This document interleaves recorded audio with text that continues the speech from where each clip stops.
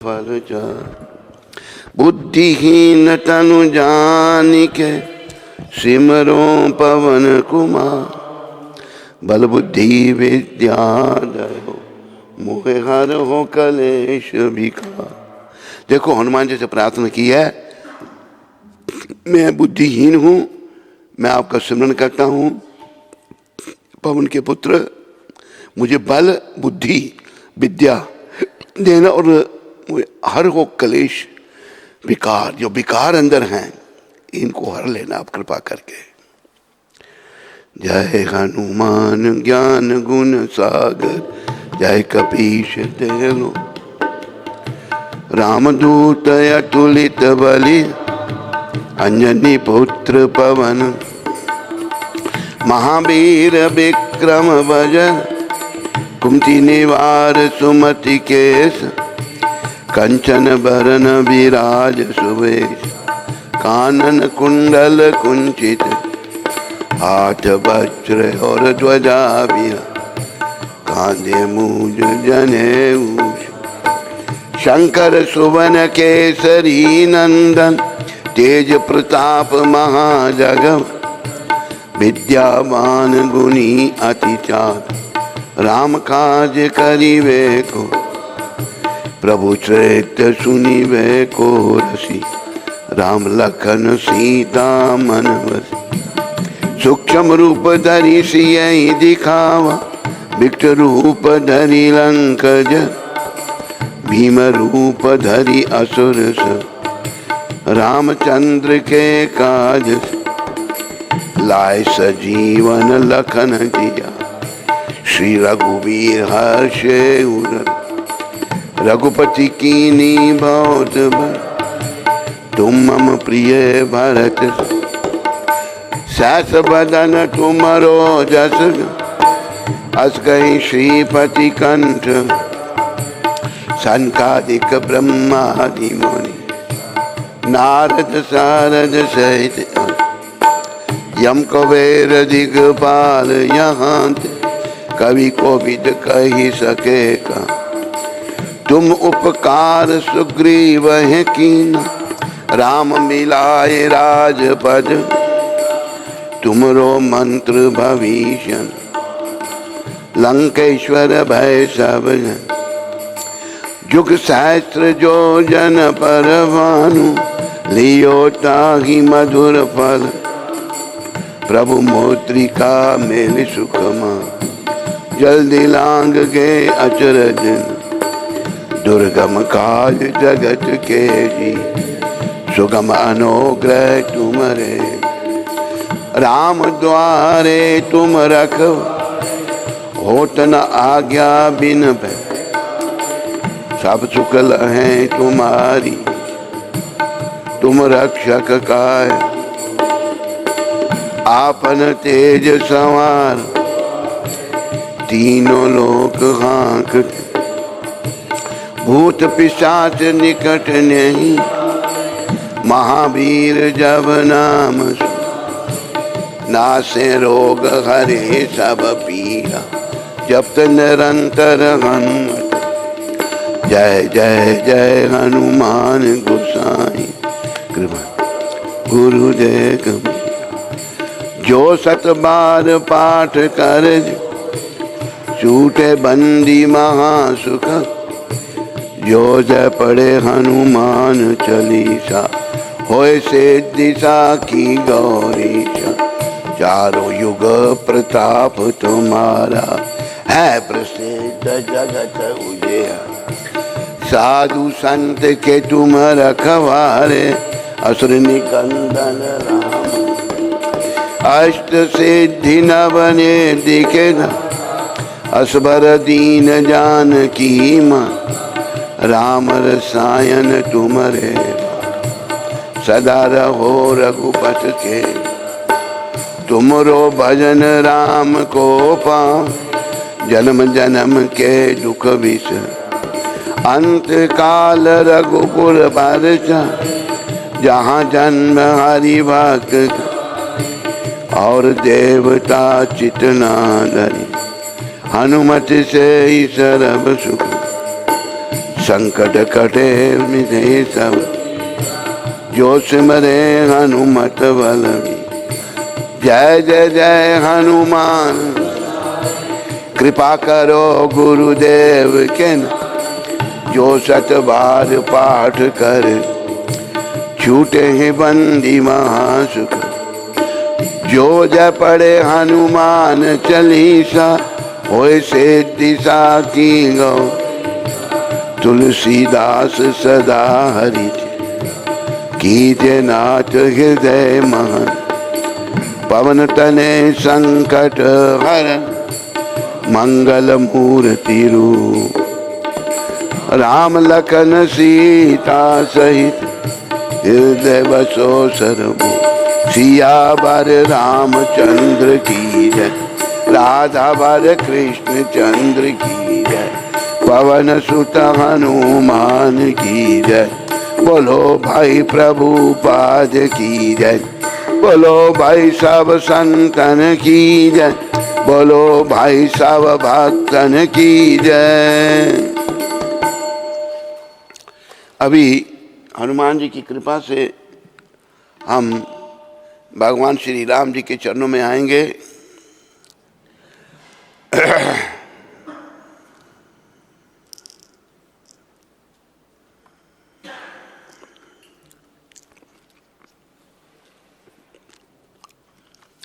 श्री रामचंद्र पालु भज, हरन भव दारुण नभ कंचन कंच कर कंच कर कंठार।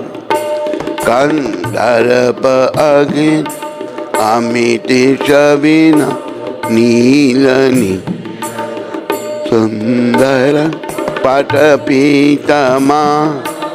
तड़त रुचि नौमी जनक, बधुदीन दान दैत्यवन। निकंदनम रघुनंद आनंद कंद, चंद दशरथन सिर मुकट कुंड। तिलक चारु उधा अंग विरु, आजानुभुज सर चाप। संग्राम कर अति बधित तुलसीदास, शंख शेष मुनि रंजनम। मम हृदय कंठ वास, कामादि खल गंज। मन जाहिरात मिलहि शोभ, सहज सुन सांबरो करुणानी। सुजानसी स्नेह जान, राभरो एहि भांति गौ। अशीष सुनिसि सहित हिय हर, अली तुलसी भवान। पूज्य पुनि मुदित मन मंदिर चली। जानी गौरी अनुकूल सिया, हिय हर्ष न जाय कही। मंजुल मंगल मूल बाम, अंग फरकन लगे। बोलो सीताराम लक्ष्मण हनुमान की। तो आज राम कथा का 41वां दिन है। 41 दिन से ये कथा चल रही है। तो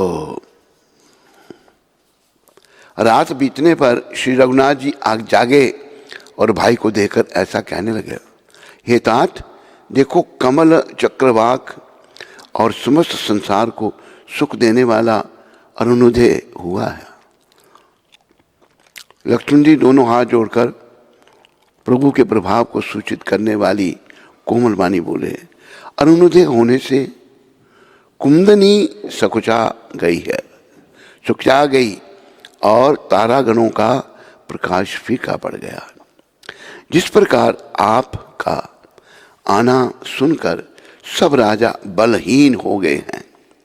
सब राजा रूपी तारे उजाला मंद प्रकाश करते हैं, पर वे धनुष रूपी महान अंधकार को हटा नहीं सकते। रात्रि का अंत होने से जैसे कमल, चकवे, भौरे और नाना प्रकार के पक्षी हर्षित हो रहे हैं, वैसे ही हे प्रभु आपके सब भक्त धनुष टूटने पर सुखी होंगे। तूने इसको क्यों निकाला ऊपर से? ये भी उसने कहा निकाल। कहा मैंने कभी निकाला ही नहीं। लगा दे वापस। पिछली बार ना अगली बार कभी नहीं निकाला। लगा दे उसको।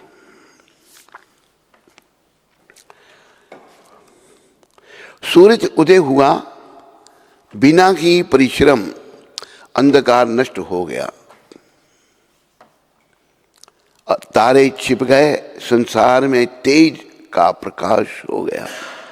हे रघुनाथ जी, सूरज ने अपने उदय के बहाने सब राजाओं को प्रभु आपका प्रताप दिखला दिया है।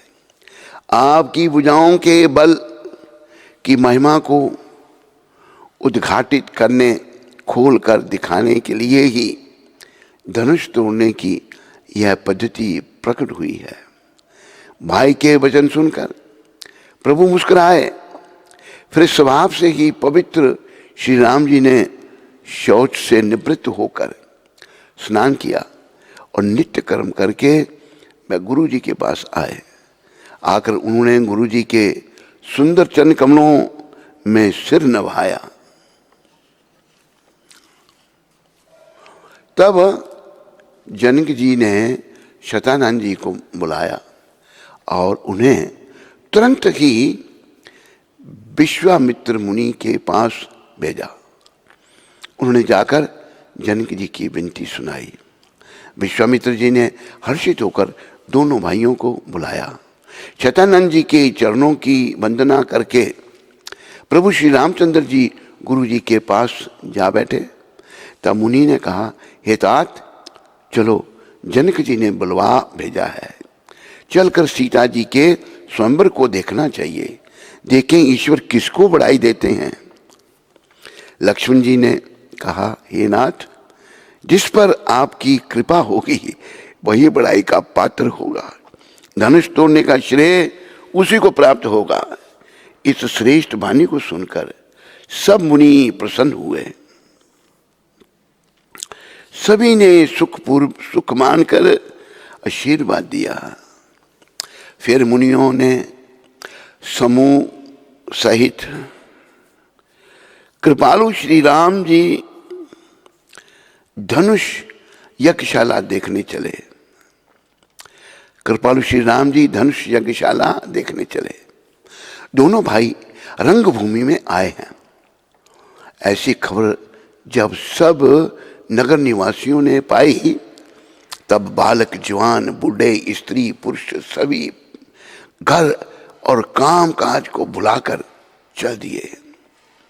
जब जनक जी ने देखा कि बड़ी भीड़ हो गई है, तब उन्होंने सब विश्वास पात्र सेवकों को बुलवा लिया और कहा, तुम लोग तुरंत सब लोगों के पास जाओ और सब किसी को यथा योग्य आसन दो।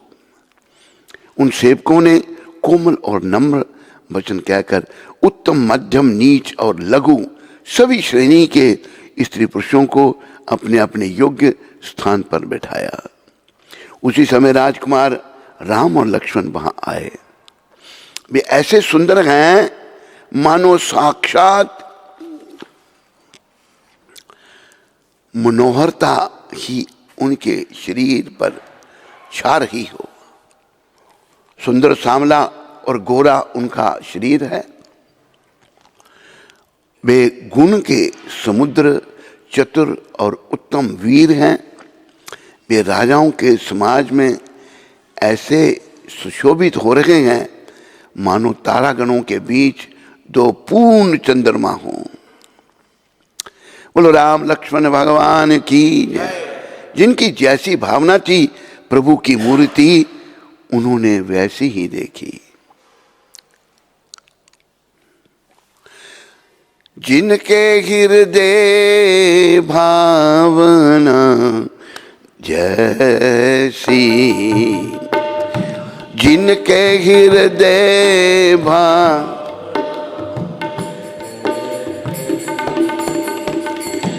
तिन प्रभु मूर्ति देखी तैसी, तिन प्रभु मूर्ति।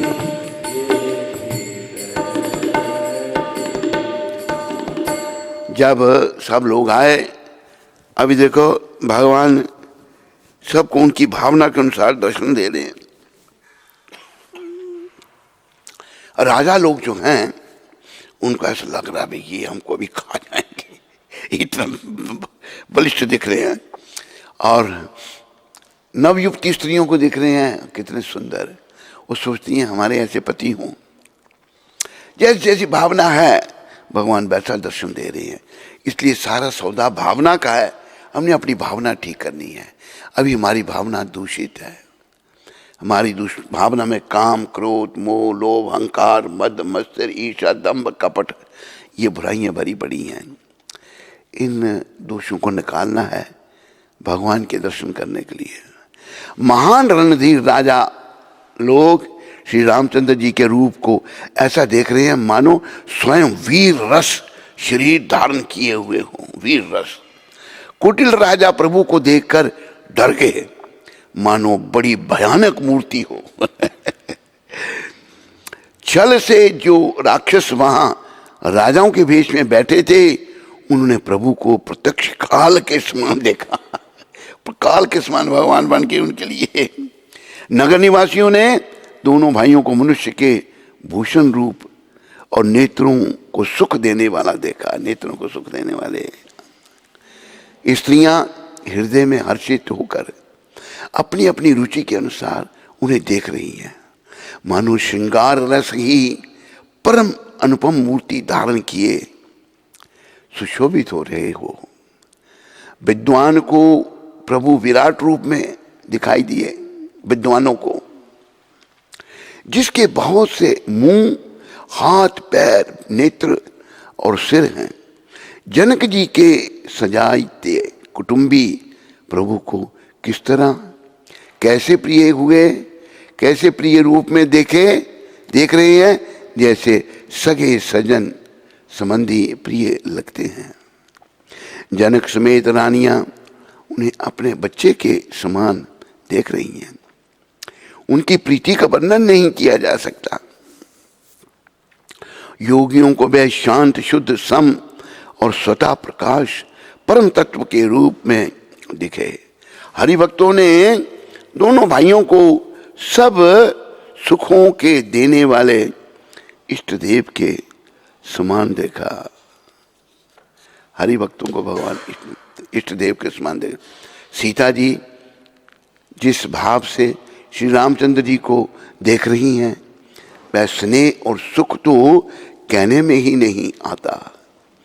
उस स्नेह और सुख का वे हृदय में अनुभव कर रही हैं, पर वे भी उसे कह नहीं सकती। फिर कोई कभी उसे किस प्रकार कह सकता है? इस प्रकार जिसका जैसा भाव था उसने कौशल्याधीश श्री रामचंद्र जी को वैसा ही देखा। जिनके हृदय भावना जैसी, तिन प्रभु मूर्ति देखी तैसी। सुंदर सांवले और गोरे शरीर वाले तथा विश्व भर के नेत्रों को चुराने वाले कौशलाधीश के कुमार राजा राज समाज में इस प्रकार सुशोभित हो रहे हैं। दोनों मूर्तियां स्वभाव से ही बिना किसी बनाव श्रृंगार के मन को हरने वाली हैं। करोड़ों कामदेव की उपमा भी उनके लिए तुच्छ है। उनके सुंदर मुख शरद पूर्णिमा के चंद्रमा की भी निंदा करते हैं।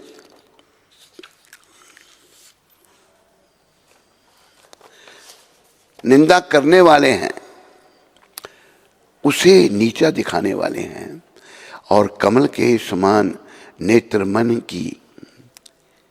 मन को बहुत ही भाते हैं। कमल नेत्र कटी पीतंबर, मतलब भगवान कृष्ण राम दोनों एक ही हैं। कमल नेत्र भगवान, सुंदर चितवन सारे संसार के मन को हरने वाले, कामदेव के भी मन को हरने वाले हैं। मैं हृदय को बहुत ही प्यारी लगती हैं, पर उसका वर्णन नहीं किया जा सकता। सुंदर गाल हैं, कानों में चंचल झूमते हुए कुंडल हैं, ठोड़ी और अधर होंठ सुंदर हैं, कोमल वाणी है, हंसी चंद्रमा की किरणों का तिरस्कार करने वाली है, मोहें टेढ़ी और नासिका मनोहर है। ऊंचे चौड़े ललाट पर तिलक झलक रहे हैं, दीप्तिमान हो रहे हैं। काले घुंघराले बालों को देखकर भौरों की पंक्तियां भी लजा रही हैं। पीली चौकनी टोपियां सिरों पर सुशोभित हैं, जिनके बीच बीच में फूलों की कलियां बनाई हुई हैं। शंख के समान सुंदर गोल गले में मनोहर 3 रेखाएं हैं, जो मानो तीनों लोकों की सुंदरता की सीमा को बता रही हैं। हृदयों में गजमुक्ताओं के सुंदर कंठ और तुलसी की मालाएं सुशोभित हैं। उनके कंधे बैलों के कंधे की तरह ऊंचे तथा पुष्ट हैं। ऐंठ खड़े होने की शान सिंह की सी है, और भुजाएं विशाल एवं बल की भंडार हैं।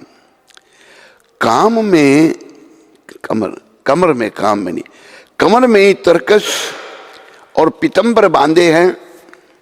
दाहिने हाथों में बाण और बाएं हाथ सुंदर कंधे पर धनुष तथा पीले यज्ञोपवीत जनेऊ सुशोभित हैं। हमें भी पीले यज्ञोपवीत पहनने चाहिए। भगवान पीले रंग के यज्ञोपवीत पहने थे। नख से लेकर शिखा तक सब अंग सुंदर हैं। उन पर महान शोभा छाई हुई है। उन्हें देखकर सब लोग सुखी हुए। जागो। नेत्र एकटक निमेष शून्य हैं, और तारे पुतलियां भी नहीं चलते। धर्मात्मा राजा जनक दोनों भाइयों को देखकर हर्षित हुए। जनक जी ने श्री राम और लक्ष्मण सहित महात्मा विश्वामित्र का शास्त्रीय विधि के अनुसार पूजन किया।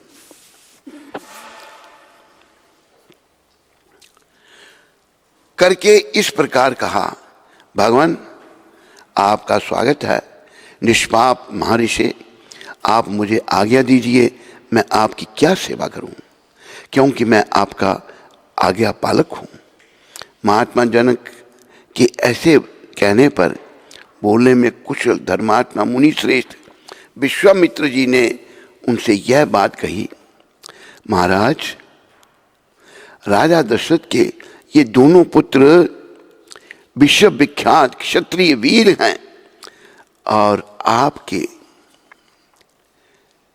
मुनि प्रवर मेरे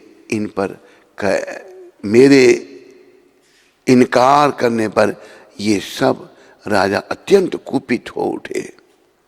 ये क्या पढ़ना ज्यादा चले गए? अरे क्या चक्कर है यार, 10 के बाद 15 लगा रखा है। ये क्या किया यार तुम लोगों ने? देखा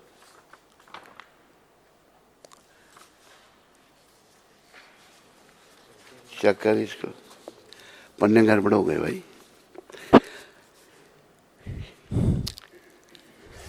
चक्कर। रघुपति राग विराजा राम, पतिता पावन सीताराम। रघुपति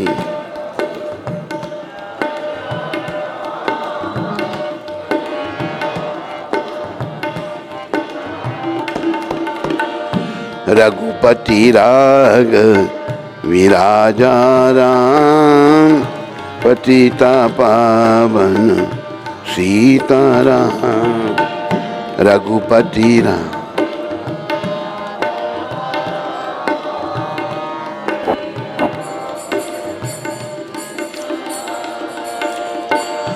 कौशल्या के प्यारे राम, दशरथ राज दुलारे राम।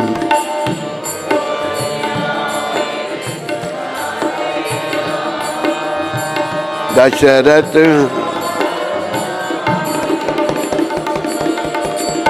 ताड़क वन में ताड़का मारी, गौतम नारी अहल्या तारी।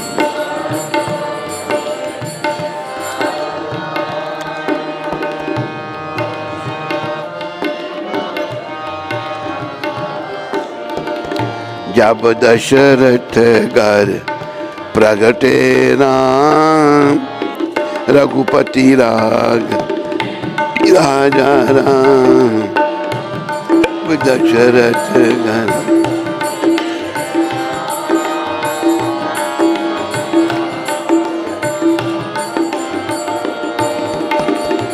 जनकपुरी में धनुष को तोड़ा, जनक सुता से नाता जोड़ा।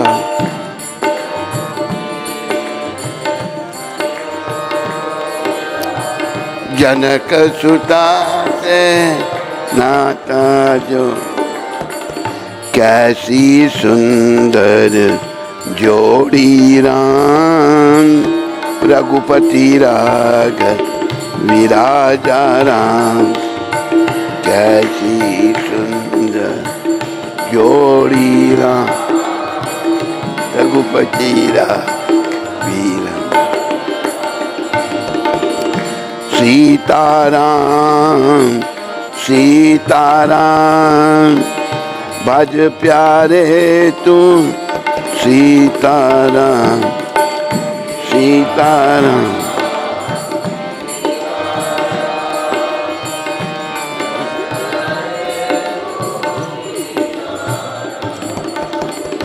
राज तिलक की हुई तैयारी, कैकेयी ने सब बात बिगाड़ी।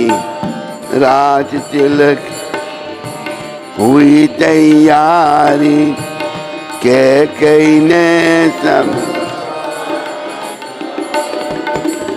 तभी तो बन को चल दिए राम। रघुपति राघवी राजा राम। तो अगला पेज, अगला पेज।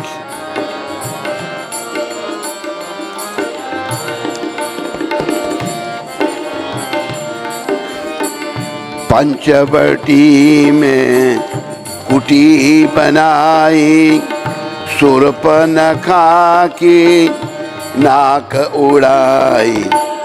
पंचवटी में बनाए शूर्पणखा की, तभी खरदूषण मारे राम।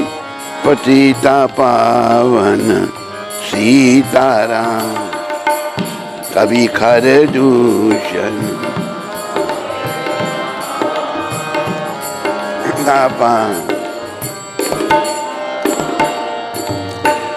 मेघनाथ मेघनाथ ने शक्ति चलाई, लक्ष्मण जी को मूर्छा आई। मेघनाथ ने शक्ति चलाई, लक्ष्मण जी का जट संजीवनी लाए हनुमान। पतिता पावन सीताराम, जट संजीवनी लाए हनुमान। पतिता मेघनाथ कुंभकर्ण को मारा, रावण का भी शीश उतारा। मेघनाथ कुंभकर्ण को मारा, रावण का। भरत लाल ने चिता बनाई, हनुमान जी ने खबर सुनाई। भरत लाल जी ने चिता बनाई, हनुमान जी ने खबर सुना। वन से आ गए भगवान, पतिता पावन सीताराम। वन से आ गए भगवान, पतिता पावन सीताराम। श्री राम जय राम, जय जय राम। श्री राम जय राम, जय जय राम। बोलो रामचंद्र भगवान की। मुनि के ऐसा कहने पर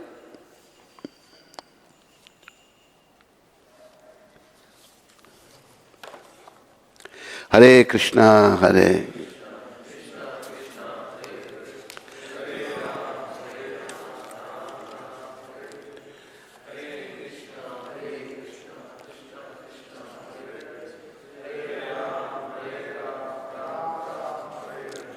यहाँ जो यह श्रेष्ठ धनुष रखा है उसे देखने की इच्छा रखते हैं। आपका कल्याण हो, वह धनुष इन्हें दिखा दीजिए, इससे इनकी इच्छा पूरी हो जाएगी। फिर ये दोनों राजकुमार उस धनुष के दर्शन मात्र से संतुष्ट हो इच्छानुसार अपनी राजधानी को लौट जाएंगे। मुनि के ऐसे कहने पर राजा जनक महामुनि विश्वामित्र से बोले, मुनिवर इस धनुष का वृतांत सुनिए। जिस उद्देश्य से यह धनुष यहाँ रखा गया है वह सब बताता हूँ। भगवान निम्मी के ज्येष्ठ पुत्र राजा देवरात के नाम से विख्यात थे। उन्हीं महात्मा के हाथ में यह धनुष द्रोहर के रूप में दिया गया था। कहते हैं पूर्व काल में दक्ष यज्ञ विध्वंस के समय परंपराकर्मी भगवान शंकर ने खेल खेल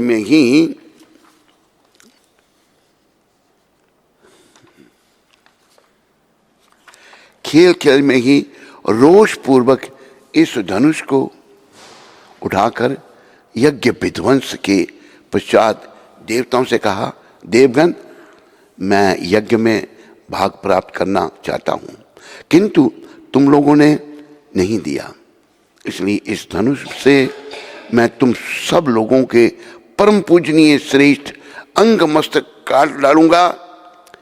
मुनि श्रेष्ठ यह सुनकर संपूर्ण देवता उदास हो गए और स्तुति के द्वारा देवादिदेव महादेव जी को प्रसन्न करने लगे। अंत में उन पर भगवान शिव प्रसन्न हो गए। प्रसन्न होकर उन्होंने उन सब महामनस्वी देवताओं को यह धनुष अर्पण कर दिया। वही यह देवादिदेव महात्मा भगवान शंकर का धनुष रत्न है, जो मेरे पूर्वज महाराजा देवरथ के पास द्रोहर के रूप में रखा गया था। एक दिन मैं यज्ञ के लिए भूमि शोधन कर समय खेत में हल चला रहा था। उसी समय हल के अग्रभाग से ज्योति गई भूमि हराई या सीता से एक कन्या प्रकट हुई। सीता हल द्वारा खींची गई देखा। इसे उत्पन्न होने के कारण उनका नाम सीता रखा गया। पृथ्वी से प्रकट हुई वह मेरी कन्या क्रमशः बढ़कर सियानी हुई। अपनी इस अयोनिजा कन्या के विषय में मैंने यह निश्चय किया कि जो अपने पराक्रम से इस धनुष को चढ़ा देगा उसी के साथ मैं इसका विवाह करूंगा। इस तरह से वीर्य शुल्का पराक्रम रूप शुल्क वाली बनाकर अपने घर में रख छोड़ा है। मुनि श्रेष्ठ, भूतल से प्रकट होकर दिनों दिन बढ़ने वाली मेरी पुत्री सीता को कई राजाओं ने यहाँ आकर मांगा, परंतु भगवान कन्या का वरण करने वाले उन सभी राजाओं को मैंने यह बता दिया कि मेरी कन्या वीर्य शुल्का है। उचित पराक्रम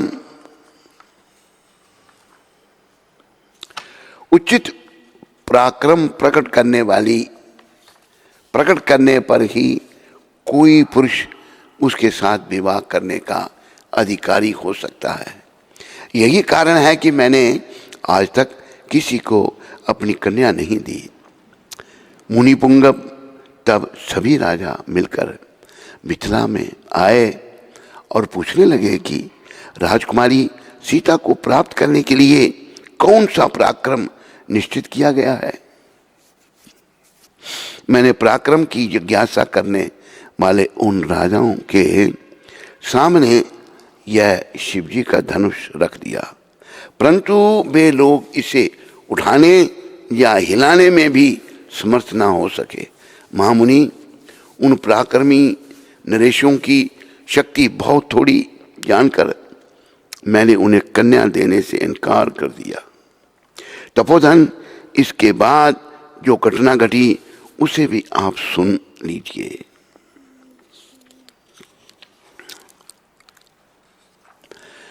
मुनिवर, मेरे इनकार करने पर ये सब राजा अत्यंत कुपित हो उठे और अपने पराक्रम के विषय में संशयापन्न हो मिथिला को चारों ओर से घेर कर खड़े हो गए। मेरे द्वारा अपना तिरस्कार हुआ मानकर उन श्रेष्ठ नरेशों ने अत्यंत रुष्ट हो मिथिलापुरी को सब ओर से पीड़ा देना प्रारंभ कर दिया। मुनिश्रेष्ठ, पूरे 1 वर्ष तक वे घेरा डाले रहे। इस बीच में युद्ध के सारे साधन छिन्न हो गए। इससे मुझे बड़ा दुख हुआ। तब मैंने तपस्या के द्वारा समस्त देवताओं को प्रसन्न करने की चेष्टा की।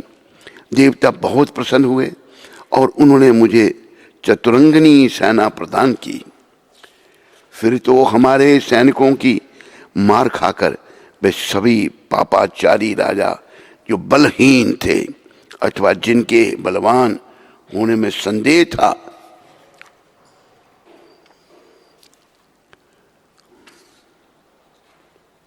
मंत्रियों सहित भागकर विभिन्न दिशाओं में चले गए। मुनि श्रेष्ठ, यही वह परम प्रकाशमान धनुष है। मुने, यदि श्री राम इस धनुष की प्रत्यंचा चढ़ा दें तो मैं अपनी अयोनिजा कन्या सीता को इन्हें दशरथ कुमार के हाथ में दे दूं। तदंतर राजा ने मुनि को सारी रंगभूमि यज्ञशाला दिखलाई। मुनि के साथ दोनों श्रेष्ठ राजकुमार जहां जहां जाते हैं वहां वहां सब कोई आश्चर्यचकित हो देखने लगते हैं। सबने राम जी को अपनी अपनी ओर ही मुख किए हुए देखा, परंतु इसका कुछ भी विशेष रहस्य कोई नहीं जान सका। मुनि ने राजा से कहा, रंगभूमि की रचना बड़ी सुंदर है। विश्वामित्र जैसे निष्प्रहा विरक्त और ज्ञानी मुनि से रचना की प्रशंसा सुनकर राजा प्रसन्न हुए और उन्होंने बड़ा सुख मिला।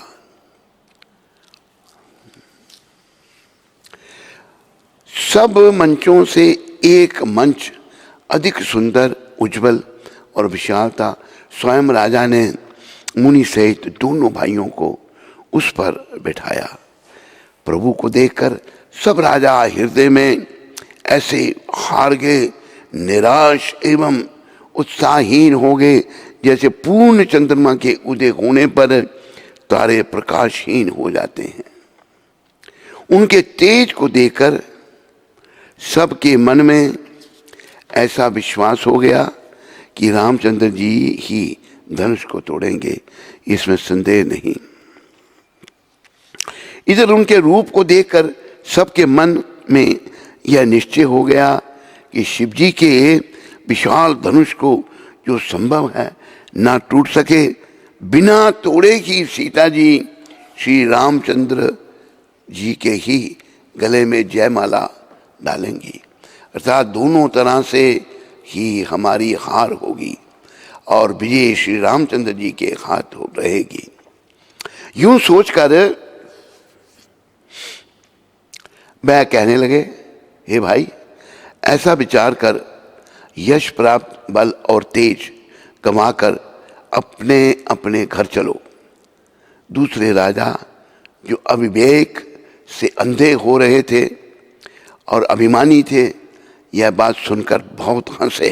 उन्होंने कहा, धनुष तोड़ने पर ही भी विवाह होना कठिन है, अर्थात सहज ही में हम जानकी को हाथ से जाने नहीं देंगे।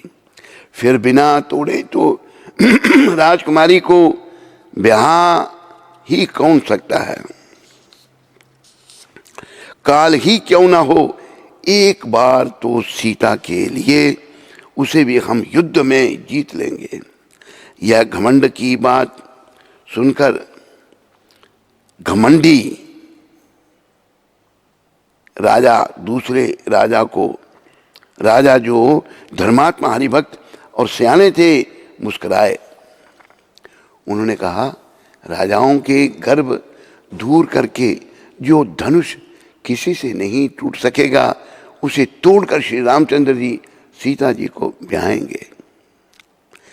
रही युद्ध की बात, सो महाराज दशरथ के रण में बांके पुत्रों की युद्ध में जीत ही कौन सकता है। गाल बजाकर व्यर्थ ही मत मरो। मन के लड्डुओं से भी कहीं भूख बूझती है। हमारी परम पवित्र निष्कपट सीख को सुनकर सीता जी को अपने जी में साक्षात जग जननी समझो। उन्हें पत्नी रूप में पाने की आशा एवं लालसा छोड़ दो और श्री रघुनाथ जी को जगत का पिता परमेश्वर विचार कर नेत्र भरकर उनकी छवि देख लो। ऐसा अवसर बार बार नहीं मिलेगा। सुंदर सुख देने वाले और समस्त गुणों की राशि ये दोनों भाई शिव जी के हृदय में बसने वाले हैं। स्वयं शिव जी भी जिन्हें सदा हृदय में छिपाए रखते हैं, वे तुम्हारे नेत्रों के सामने आ गए हैं। समीप आए हुए भगवत दर्शन रूप अमृत के समुद्र को छोड़कर तुम जगजननी जानकी को पत्नी रूप में पाने की दुराशा रूप मिथ्या मृग जल को देखकर दौड़कर क्यों मरते हो। फिर भाई, जिसको जो इच्छा लगे वही जाकर करो। हमने तो श्री रामचंद्र जी के दर्शन करके आज जन्म लेने का फल पा लिया, जीवन और जन्म को सफल कर लिया। ऐसा कहकर अच्छे राजा प्रेम मग्न होकर श्री राम जी का अनुपम रूप देखने लगे। मनुष्यों को जो बात ही क्या, देवता लोग भी आकाश से विमानों पर चढ़े हुए दर्शन कर रहे थे और सुंदर गान करते हुए फूल बरसा रहे हैं। तब शुभ अवसर जानकर जनक जी ने सीता जी को बुला भेजा। सब चतुर और सुंदर सखियां आदर पूर्वक उन्हें लिवा लाई। बोलो सीताराम लक्ष्मण हनुमान की जय।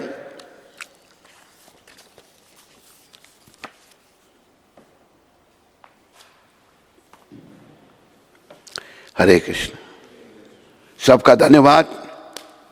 कोई प्रश्न किसी को है? प्रश्न इसमें से निकालना है प्रश्न तुम। हरे कृष्ण। शाबाश, जल्दी से लगा दो।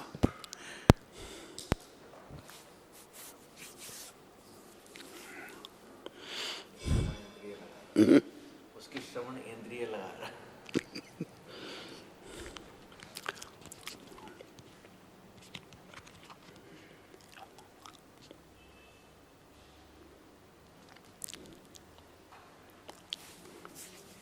भुवन दिल्ली से।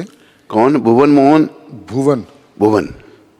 हरे कृष्ण। श्री गुरुदेव महाराज जी की पावन चरणों में इस अधम जीव का कोटि कोटि दंडवत प्रणाम।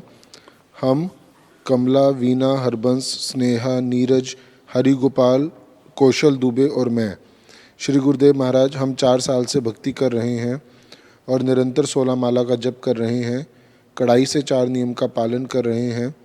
हम सब सुदेवी माता जी के कारण भक्ति में जुड़े हैं। सुदेवी माता कौन सी? दिल्ली वाली है। दिल्ली वाली। हम सब भक्ति में लगे रहें। इसी तरह हम पर अपना गुरु महाराज आशीर्वाद बनाए रखना, ताकि हम सदा ही भक्ति करते रहें और श्री कृष्ण की सेवा करते रहें। और आपके निर्देश के अनुसार हम श्रीमद् भागवतम का अध्ययन कर रहे हैं। श्री गुरुदेव महाराज, हम सब आपसे दीक्षा लेना चाहते हैं। आपका तुझ सेवक। हरे कृष्ण। भुवन जी, धन्यवाद आपका। हम आप सबको स्वीकार करते हैं। भक्ति में आगे बढ़ो, जीवन सफल करो। हरे कृष्ण। विधि माता उधमपुर से। हरे कृष्ण। श्री गुरु महाराज जी, मेरे प्यारे गुरुदेव के चरणों में मेरा कोटि कोटि प्रणाम। महाराज जी, मुझे आपकी कृपा की बहुत ज़रूरत है। मुझे सर दर्द की बहुत प्रॉब्लम है, लेकिन भक्ति करते समय, आध्यात्मिक किताबें पढ़ते समय, सेवा करते समय वो ठीक रहता है। लेकिन जैसे ही मैं अपनी कॉलेज की पुस्तकें पढ़ने लगती हूँ, मुझे इतनी ज़्यादा सर दर्द होती है कि मैं पढ़ नहीं पाती बिल्कुल भी। मुझे सब कह रहे हैं कि मुझे इस प्रॉब्लम के लिए एक साइकेट्रिस्ट के पास जाना चाहिए, पर मैं नहीं जाना चाहती। महाराज जी, अगर मैं अच्छे से पढ़ नहीं पाती तो मेरे खराब आचरण की वजह से मैं कृष्ण भावनामृत की एक गलत एग्जाम्पल रिप्रेजेंट करूँगी। कृष्ण भावना की एक गलत एग्जाम्पल रिप्रेजेंट करूँगी। जो कि भक्ति करते हैं वो पढ़ नहीं पाते। मैं इस बात को लेकर बहुत फ्रस्ट्रेट हो गई हूँ। महाराज जी, आप सब जानते हैं और आपकी कृपा के आगे कुछ भी नहीं है। इस पतित पर कृपा कीजिए। विधि माता, तुम थोड़ा सा अगर गाय का, देसी गाय का घी मिले रात को सोते समय वो तुम अपने नाक में डालना, इससे तुम्हारी सर दर्द चली जाएगी। सोहन लाल जी रियासी से। हरे कृष्णा महाराज जी, दंडवत प्रणाम। अगर if one person is on the level of उत्तम अधिकारी, he can raise person on the level of madhyam. So is it important that the guru we are choosing, he should be free from 4 anarthas? Yes, Mr. Sonlal. Nandini माता फैजपुर से, ये इनका भजन सुनने की request थी, उसके लिए कह रही हैं। कल कहा था इन्होंने? परसों का। हाँ, कौन सा भजन? मैं बिरहन बैठी कब से। चलो, इसको वचन दिए का भजन सुना देते हैं।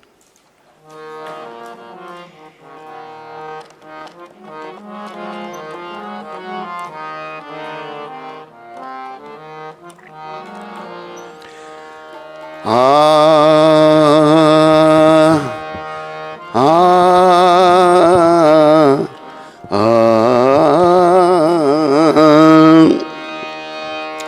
मैं बिरहन बैठी कब से, मेरे शाम अभी न आए। मैं बिरहन बैठी मेरे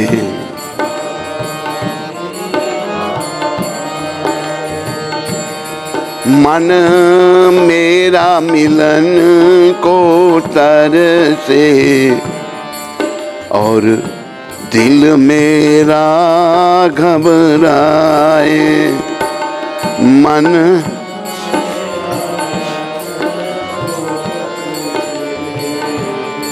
और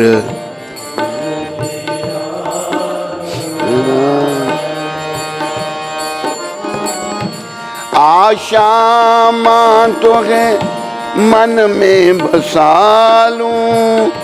आशा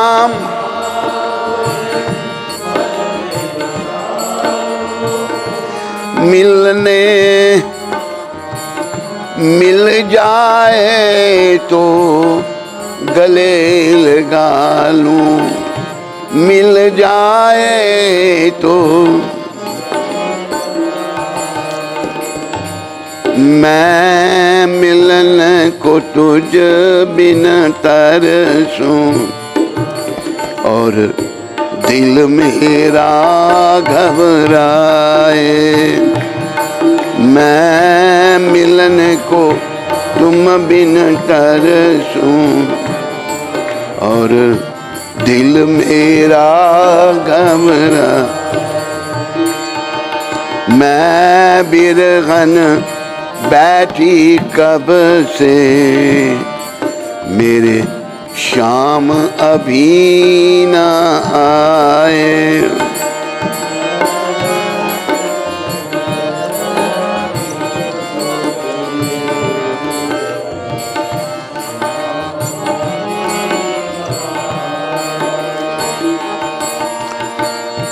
तेरे मिलन को मैंने मोहन तेरे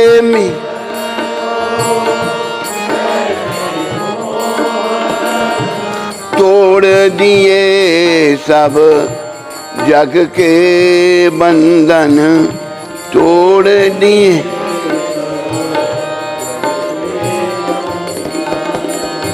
मैं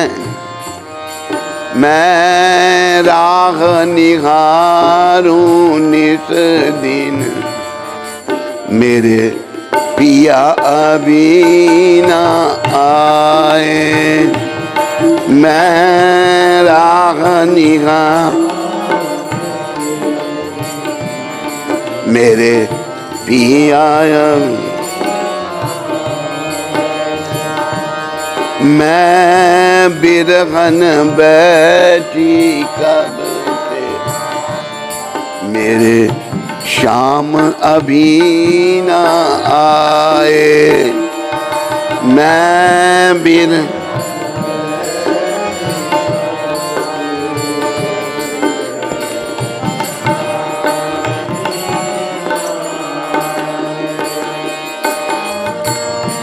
यमुना तट अब क्यों कर भाए।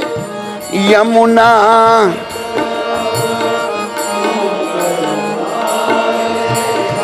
कुंज गली में क्यों कोई जाए। कुंज गली में क्यों कोई। मैं कृष्ण व्याकुल तुम बिन और चैन कबू न आए। मैं कृष्ण व्याकुल तुम बिन और चैन। मैं बिरहन बैठी कब से और शाम अभी न आए।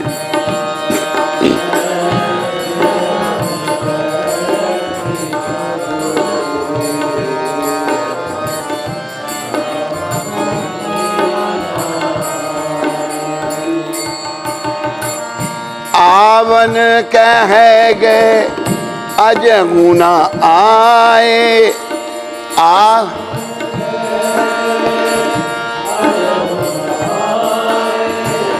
ना जाने मैं कल कब आए। ना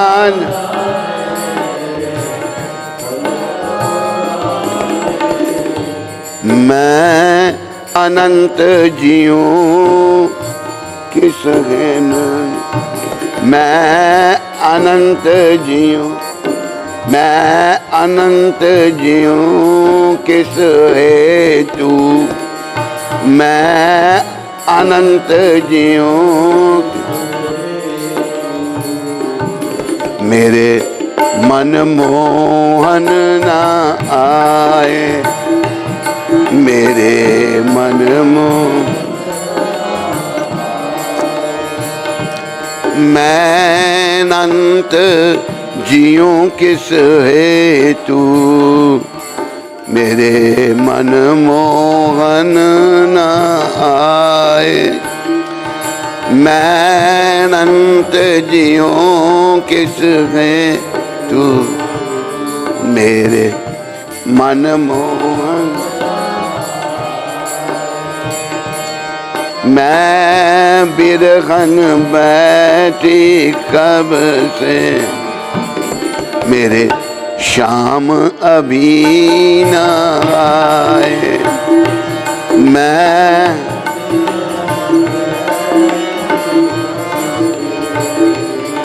मेरे शाम मन मेरा मिलन को तरसे और दिल मेरा घबराए। मन मेरा मिलन और दिल मेरा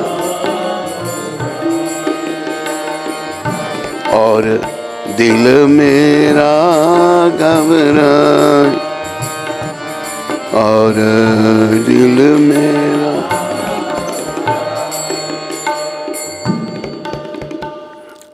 ये भजन अनंतेश्वर बाली जी हुए हैं, एक चंडीगढ़ में थे, फिर वो कनाडा चले गए तो उनका बेटे की शादी कनाडा में हुई थी। कौन सी माता थी वो कौन सी माता थी जो फोटो दिखाए थे मेरे को, नाम क्या, गुच्छी आंटी से इनकी शादी हुई थी, इनके बेटे की। और ये भी फिर कनाडा चले गए थे मेरे ख्याल में, फिर इन्होंने फिर वहीं शरीर छोड़ दिया। बड़े भक्त थे अनंतेश्वर बाली जी, चंडीगढ़ में जो है ये वो निवास स्थान का। और कोई प्रश्न किसी को?